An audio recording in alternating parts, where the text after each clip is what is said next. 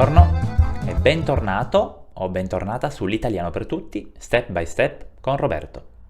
Nelle lezioni precedenti hai imparato che tutti i nomi comuni sono quasi sempre preceduti da un articolo, determinativo o indeterminativo. Ma questa conoscenza non è ancora sufficiente perché tu vuoi parlare con gli italiani e con le italiane e per farlo devi costruire delle frasi di senso compiuto.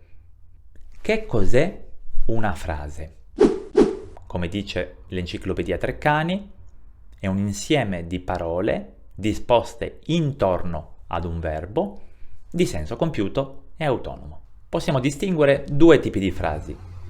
La frase semplice, dove c'è un unico verbo e che è detta anche proposizione, per esempio, io abito a Roma. E la frase complessa o periodo, formata da due o più frasi semplici o proposizioni collegate tra loro sullo stesso piano o su piani diversi. Io abito a Roma e imparo italiano. Questo è un esempio di frasi collegate da un vincolo di coordinazione. Io abito a Roma perché mi piace la città è un esempio invece di subordinazione. La seconda frase, infatti, è subordinata alla frase principale, che è la frase che può stare in piedi da sola, che ha un senso anche se presa singolarmente. Ma ancora non è il momento di analizzare il periodo e quindi la frase complessa. Iniziamo oggi, step by step, a costruire una frase semplice. Se analizziamo la definizione di frase semplice, è facile capire che l'elemento più importante della frase, il suo centro di gravità, è il verbo. Il verbo è una parte variabile della frase o del discorso che può indicare un'azione, uno stato, un divenire, ma anche un possesso. Il verbo è una parte variabile perché subisce una flessione verbale che prende il nome di coniugazione. Con la coniugazione del verbo rispondiamo a due esigenze. La prima, adattare il verbo al soggetto o ai soggetti dell'azione e a volte anche all'oggetto o agli oggetti. E in seconda istanza, la coniugazione ci permette di esprimere il tempo e il modo dell'azione o dello stato indicato dal verbo. Il soggetto è l'altro elemento fondamentale e imprescindibile della frase. Con un verbo ed un soggetto abbiamo già costruito una frase semplice. Come vedremo tra poco, il soggetto può essere di tipo singolare, che abbrevierò con S, o plurale, abbreviato con P.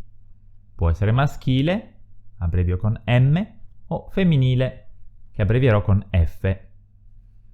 Spesso può essere omesso, quindi non è necessario precisarlo. Parleremo di questo in seguito. Al singolare in italiano abbiamo 5 possibili soggetti. Li scrivo qui per aiutare la tua memoria visiva. Al singolare abbiamo 3 gruppi di soggetti che indichiamo anche con il nome di persona e abbreviamo con un pronome personale soggetto. Abbiamo la prima persona singolare, abbreviata con il pronome io, che identifica un soggetto maschile ma anche femminile. Usiamo quindi lo stesso pronome per indicare il maschile e il femminile. La seconda persona singolare è abbreviata dal pronome tu, che identifica ugualmente alla prima persona singolare un soggetto maschile ma anche un soggetto femminile. Alla terza persona singolare invece distinguiamo un pronome, quindi un soggetto di tipo maschile, lui, da un soggetto di tipo femminile, lei. Abbiamo anche un terzo pronome personale soggetto, lei, con la L maiuscola, per distinguerlo dal lei femminile, quando usiamo la formula di cortesia, sulla quale non mi soffermerò oggi perché dedicherò alla formula di cortesia la prossima lezione. Per il momento è sufficiente ricordare che lei, con la L maiuscola, si usa per parlare ad una sola persona. Infatti lo posizioniamo nella terza persona singolare. Al plurale, così come al singolare, abbiamo 3 gruppi di soggetti. La prima persona plurale, abbreviata con il pronome personale soggetto noi, che può indicare sia un soggetto maschile che un soggetto femminile.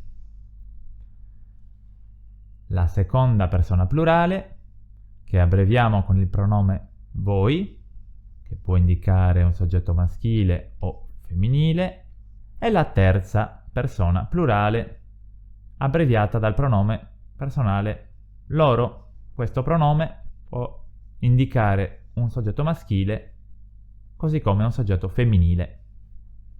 Il verbo deve essere coniugato correttamente per adattarsi ad ognuna di queste persone.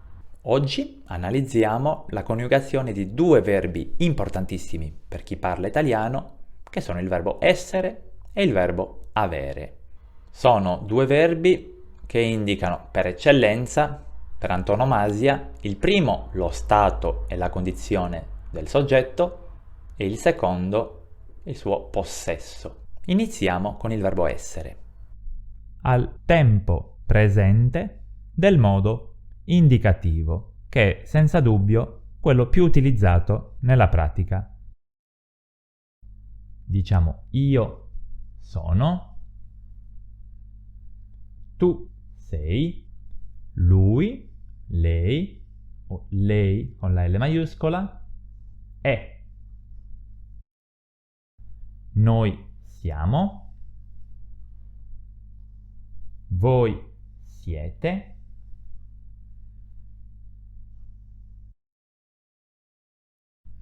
e loro sono. Ripeti la coniugazione del verbo essere insieme a me.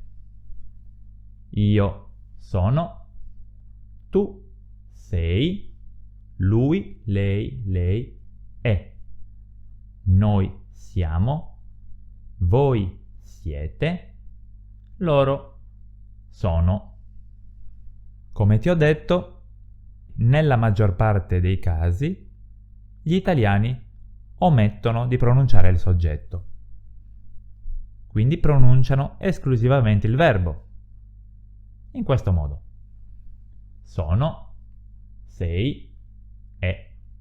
Siamo, siete, sono. E arriviamo alla coniugazione del verbo avere. Al presente dell'indicativo diremo io ho, tu hai, lui, lei, una sola forma per tutti e 3, ha. Noi abbiamo, voi avete, loro hanno. Ripeti insieme a me, una volta con il soggetto, la seconda volta omettendo il soggetto. Io ho, tu hai, lui, lei ha. Noi abbiamo, voi avete, loro hanno. Questa volta omettiamo il soggetto.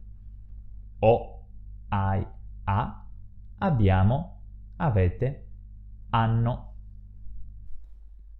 Purtroppo il tempo, come diceva un famoso presentatore italiano, è tiranno e non mi permette di dire in questa lezione tutto quello che vorrei comunicarti in materia di verbo essere e di verbo avere.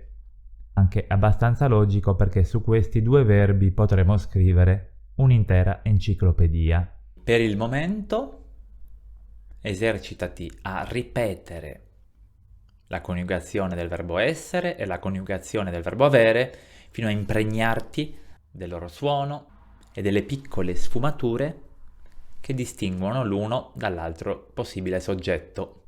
Ripetile una volta con il soggetto e una volta senza il soggetto. Se vuoi mettere in pratica le nozioni imparate oggi, ti invito a svolgere questo esercizio. Dovrai scegliere tra il verbo essere e il verbo avere per dare alla frase un senso compiuto. È un esercizio abbastanza semplice, non devi coniugare il verbo infatti è già coniugato, devi semplicemente scegliere l'una o l'altra opzione. Probabilmente dovrai cercare nel tuo dizionario alcune tra le parole che ho scritto. Anche questo fa parte del tuo lavoro di studente. La prossima settimana ti comunicherò le soluzioni. Per oggi, quindi, è tutto. Ci rivediamo tra 7 giorni per concludere il discorso sul verbo essere e sul verbo avere e per costruire le tue prime frasi in italiano. Arrivederci e buona giornata.